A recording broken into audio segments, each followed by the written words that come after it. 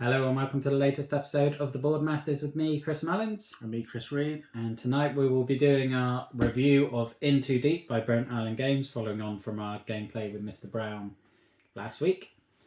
And yeah, as always, the same 5 categories for the review, which is art style and theme, component quality, accessibility, replayability, and the overall gameplay. And as usual, Chris, do you want to start off with the art style and the theme? So, first off, this game is unlike any other board game I've played. It's very unique, very different. So, the theme itself is loosely based around criminals and how to manipulate criminals to complete certain side quests and stories. I like the idea of the theme. I don't know why. It reminds me a little bit of Blade Runner. Yeah. In a weird way. Yeah. Like the cyborg aspect. Well, not cyborgs. What were they? I can't remember the official name in Blade Runner now. Yeah, but the theme of it and the just reminds me a little bit the cyberpunk aspect and yeah. So yeah, the theme I do like. It's got like a sci-fi sort of aspect about loose sci-fi aspect about it. Mm-hmm. The art style, I really like. Yeah, I love the art on the cards, and how the art sort of transcends throughout the whole game on the tiles. Yeah, and the art on the box is beautiful as well. Yeah, one of my favourites so far. Yeah, I agree with you on the theme. It's a futuristic police or secret police agency where, because everyone in the future is augmented, you are in a secret department where you're hacking into criminals and basically using them to gain evidence against this mysterious syndicate that's trying to take over the city. And yeah, I do like the theme. I like the story behind it. I like the fact that the story carries through all the crime cards, not the side quests. They're separate, but with the main crimes, you have a number of crime storylines where you're working your way through, where you could be like infiltrating the church and getting the people behind you in that regard, or there are some where there's a trial weapon, and so you have to steal the weapon and then use it, and these storylines progress as you go through the difficulty of the crimes. It's not heavy with the narrative at all. It doesn't, well, probably by how badly we've explained it, the narrative obviously doesn't stick with you in terms of the storylines, but they do complement the game and justify the game mechanics really nicely. And I agree with you on the art style. I think it's great. I'm usually not a huge cyberpunk fan, but I really like the city zones. I like the miniatures, the design of the characters, I think is great. Yeah. So it's definitely a win for me on the art style and the theme. Yeah, me too. What are your thoughts on the components?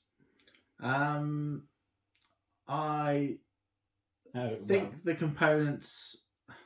I mean, I think the miniatures are really, really good. That's the sort of the main plus of the components for me. The miniatures very well sculpted. Each one noticeably different. The only issue we slightly had with the miniatures was getting them into the holders. Into the bases. Yeah, we managed it. Well, Stacey had to do one of them that all 3 of us manly men didn't do, and then she just popped it in. We obviously loosened it like a pickle jar. But yeah, I love the miniatures. They're fantastic. As for the rest of the components, it's all very well made. There's certainly no sort of noticeable wear and tear because we played the game quite a few times now. I will disagree with you slightly there. Okay. In the little evidence tokens that you have that go out on the board and your criminals pick up and move around the board, when your criminals pick them up, you slide them into a slot in the base, and some of them, the corners are starting to peel off. I haven't noticed that. And it breaks my heart every time I see it. And that it will be losing a little bit of points for me for that, because Yeah, that is Yeah. that started happening really quite early as well. I think there Okay. was only 3 or 4. The odd corner started peeling, and then it's like every time you put it in the base, then you start worrying that it's going to be Yeah. peeling a bit more. Because there's a lot of picking items up and dropping them, isn't there? Involved in completing the story quests. Yeah, I mean, I like the mechanic of it, that you're sliding them into your bases, and that's a really clever thing. But yeah, I'm going to have to get the glue out at some point, definitely. I will mention that this is the Kickstarter edition, so it does have some souped up components like the turrets for the heat tokens. Yeah. They're normally just little yellow cylinders that you go on the zones to denote your heat. In this one, they're sculpted little yellow turrets, which look amazing. And obviously, we've got the Sentinel miniature and everything in there as well. But other than that, those little evidence tokens, I would agree that all the other components feel really good. The card quality is great. Oh yeah. All the cardboard feels really thick and hefty and has a good feel. It's not flimsy in any way, shape, or form. Particularly these the tiles, the city zones. Yeah, they're very thick, very durable. Yeah, and all the player boards are double layered. Yeah. So you're not having things sliding around all over the place, which is really, really nice. And you've got the wooden tokens for the grip, for where you're connecting to the criminals, and that's how aligned you are to their mental state, really. So they're wooden, which is really, really nice. I always appreciate wooden components. Yeah, and the barricades. Yeah, the big red barricades, they're wood. So yeah, that's the components is a win for me. There's nothing I can complain about. I hadn't picked up on the bit of wear and tear. Yeah, breaks my heart, those little things. But other than that, it's a big win, I think. Certainly in the Kickstarter edition. Won't be slightly as positive for the retail one, because just having little yellow cylinders instead of turrets is not quite the same. Yeah, I think going from that to the retail one now would be a... Yeah. I mean, it wouldn't harm the enjoyment of the game in any way, shape or form, because the turrets don't actually do anything other than move around when you activate an ability, but they just look nice. So accessibility. This one is probably a bit mixed as well, because I don't think it's widely available in retail. Certainly not yet. I haven't seen it on many board game stores. I don't think it's too widely available online. No, I think at the moment you're probably limited to the second-hand market. It's going to be the main avenue. They may have some through their own website, but I think they're based in Canada, which could be tricky for shipping. So obviously we don't really know what the cost is going to be. I would imagine it would be in that 40 to 50 bracket. But that may be $40 to $50 rather than £40 to £50, because I think the pledge was 70. Yeah. 79 Canadian dollars, which okay. was actually really quite cheap for the quality of the product that I've got. So in terms of accessibility on that regard, it's a big win. Yeah. What are your thoughts on the difficulty and things? It's like a few of the games you've played. It's relatively easy to learn, but takes time to master. Of how best to sort of utilise your character to get the most out of them, and obviously raising the skill levels up so you can access their abilities much faster and quicker in the game, because once you've sort of got that, it does make completing quests and stories much easier. Yeah, especially when you get to the point where you can use them or move them down to gain an extra action, for example. Yeah, that can make a massive difference. But yeah, I agree. It's the flow of the game takes some getting used to. The iconography takes some getting used to. Yeah. And there are some things that didn't necessarily feel intuitive when we first started, but I think that's because of the unique nature of the game. But once you've got the flow down, it flows really, really nicely and really easily. It's just knowing how to maximize your point scoring. Yeah. Which Chris Brown seems to be brilliant at. Master at. He's a master at. So yeah, I'd say compared to us.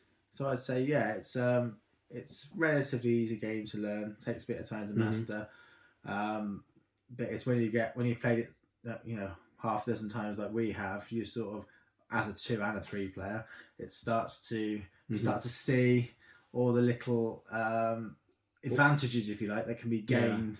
The threads that connect everything. You start to piece it all together and understand it in your mind. I suppose the other two negatives for accessibility is, one is a massive table hog. Oh, yeah. I mean, this is a 6x4 table and it barely fits. And also the setup and teardown is quite long. Yeah. It is. It is. I remember it does. You'll probably be taking about a good quarter of an hour, 20 minutes to set up easily. Yeah, there's so many little components that need to be dished out, and then there's the story quests that need to be. Yeah, you've got to eliminate certain ones. Yeah, pick certain ones out. So it's mixed, I would say, on the accessibility. Replayability, Chris. Oh, it's very replayable. So obviously, depending on whether you play as a 2-player or 3-player, you choose a certain amount of criminals. We have played with all the criminals, and because you're only selecting a certain amount, you've got the flexibility of which ones you choose. Yeah, we've got 10 in here, and with a 2 or 3 player game, you pick 5. Yeah. I don't know if there'll be 10 in the retail box, because I imagine a few of them are Kickstarter exclusive. But yeah, 10, and you're using 5 per game. Yeah. I think all the variety with the story quests and the side quests gives massive replayability options as well. And the random nature of how the zones are oriented, because you deal them out randomly each time as well. Yeah. So a lot of the quests reference zones directly. Yeah. So one that tells you to go to the tower and have something in the Zin Bazaar is going to be very different from one game to the next, because one game they could be right next to each other, another game they'll be the other side of the board. And yeah, as you mentioned with the criminals themselves, they all have their own individual abilities, so they all feel vastly different. So any different combination of those is going to work. And then there are 7 core crime stories, and you pick 5 of those, I think, off the top of my head from memory. And so obviously that's always going to be different as well. So inherently there's a huge amount of replayability built into this. I think it's a huge win. Yeah, definitely replayability. I agree. And I suppose this links back to the very first comment you said at the beginning of the video, but diving into the gameplay. Yeah, really love the game. Didn't know, obviously, I didn't really have a clue what to expect going into this game.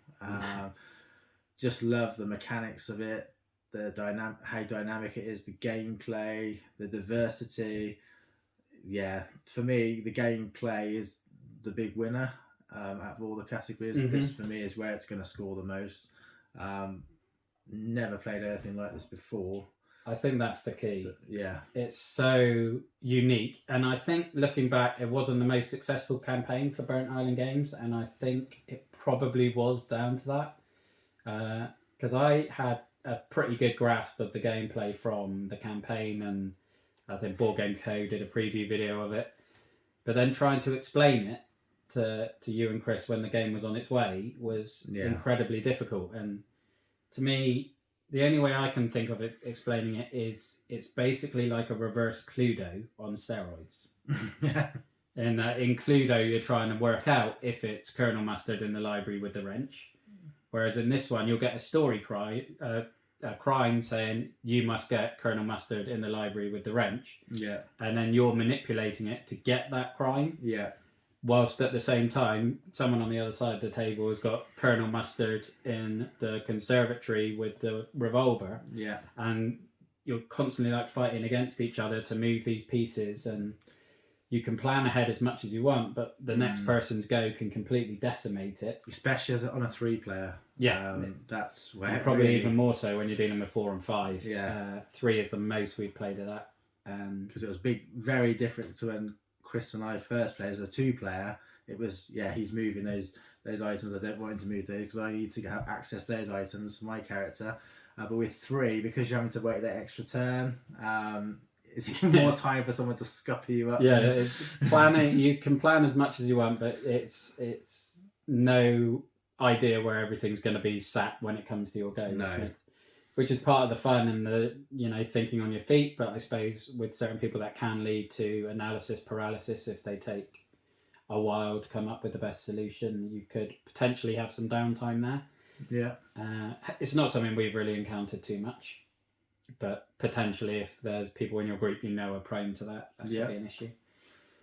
And we have played it with the expansion, the little mini expansion that came with it. Oh yeah, the Sentinel expansion. I really like that module because the Sentinel in the core game is just really a mini. He just sort of stands on the board and is highlighted in a number of the crimes that you have to, but you didn't interact with him much. But with the extra module, you actually get to change the programming of the Sentinel, so you can like scupper your opponents with it or use it to benefit you, which is just another layer of moving around, strategy and tactical warfare, which is so that added a little bit extra to it, I think, having that expansion.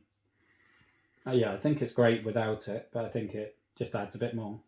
Yeah. I mean, going back to the player counts, as Chris said, it's very different between 2 and 3. I'm not sure I would recommend it as highly with 2.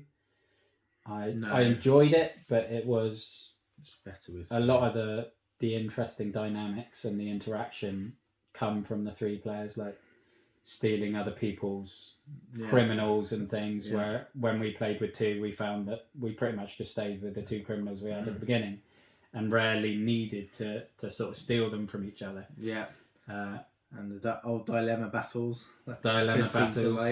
Yeah, when you're. Because there's the mechanic of going in too deep. So if you gain enough, if you take like the negative options in the crimes or complete enough crimes, then what's it called? I can't remember the name of the negative stuff. Corruption. Yeah. If you gain enough corruption, then at the end of the game, you will be the player in too deep, which can be a good or a bad thing depending how you're playing it. If you're in too deep and you succeed as a team and foil the syndicate, then you lose a massive chunk of points. It's a lot of points, which I've fallen victim to a number of times. But if you're in too deep and the group fail to defeat the syndicate, then you're almost certainly going to win. Yeah. And that also entails basically sabotaging the team and trying your best to make sure they don't satisfy the thing, which gives a really interesting sort of semi-co-op sabotage, similar to Nemesis, really. Yeah, and you don't know until the end whether you are in too deep or not. It's a bit of a mystery in a way, because it depends on what turns out and how many you get of each token. Mm-hmm. Yeah, because I think in that last practice game, not the one we videoed, I thought I was like 5 or 6 corruption cards behind you and Chris Brown. So I thought, they've got so much more corruption than me. I can just pick a few bad ones and file some more evidence to get some more points. And somehow I ended up being the one in too deep by a massive amount as well. I was like 10, 15 points ahead. And then lost 29 points and finished bottom of the pile again.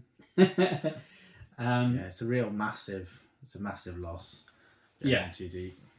Yeah, because I'd spent most of that game working towards beating the syndicate, and it cost me in the end. But again, that's part of the unknown and randomness that I absolutely love in the game. That sort of calling bluffs and the final sort of count, the point count at the end of the game. That's really intriguing. I really like that aspect. There's a lot of tension, and I think our first game finished 101, 99, 98 or something like that. Which was very close. So exciting. Well, I think we are now into the scores, Mr. Reed. I am going to go for a 9 out of 10. Okay. Purely because of accessibility, the fact that it's not that easily accessible. It's the setup and tear down isn't the quickest. Yeah, it's the setup particularly is. Also, I hadn't noticed, but the card issue rolling up Yeah. I mean, if I opened the box now and looked at it, I'd probably be like, oh yeah. Yeah, I you would noticed it now, straight away. I mean, obviously it's a big win on the gameplay. Yeah, if I was judging the gameplay alone, it'd be a 10 without a doubt. So yeah, I'm sort of stuck between a 9 and a 9.5, but I'm going to go a 9. I still think it's a phenomenal game. So yeah, that's where I see it. To be honest, I was surprised you went that low. I thought you were going 9.5, but 9 is where I was going as well. For the reasons you've just outlined, I think where we haven't in the past necessarily marked games down for having a large setup and teardown time. I think like Nemesis in particular. I think the gameplay. This is quite a long game while you're learning it, but once you've got it down, it's an hour to an hour and a half, and having a 20-minute setup time for that isn't the most favourable ratio for me. So I did mark it down slightly for that. And yeah, the components did lose a little bit because they do break my heart when I'm seeing it peeling. Yeah. And yeah, just how difficult it is to get hold of and things like that. But yeah, if it was just the gameplay I was marking, it would be a 10. Oh yeah, definitely. The gameplay is so unique. It's so much fun. It's just an outstanding game, and I love it. And don't let the fact that it's only a 9 detract from that. It is a phenomenal, fantastic game, and I would highly recommend it to anyone. And I'm so glad I've got it. Yeah, me too. I mean, yeah, I think if you just totally take out the accessibility, it would be a 10. And that's purely the only reason I'm marking it down to a 9 as well, because it is a beautiful game. Yeah, it's very thinky, as most of our higher scoring games seem to be. Well, apart from Dice Class. Yeah, that's not very thinky at all, but that is just pure fun. But yeah, I really, really love the game. It's definitely one in Chris's collection. I hope that long remains. Oh, this isn't going anywhere. Definitely not. I don't get rid of games as it is, but this one's not moving. So there we have it. We both love it. We highly recommend it. If you can find a copy, do yourself a favour and grab it. But that is In Too Deep by Burnt Island Games. So thank you very much for watching. Look after yourself, stay safe, and have a good one. Bye-bye now. Bye-bye.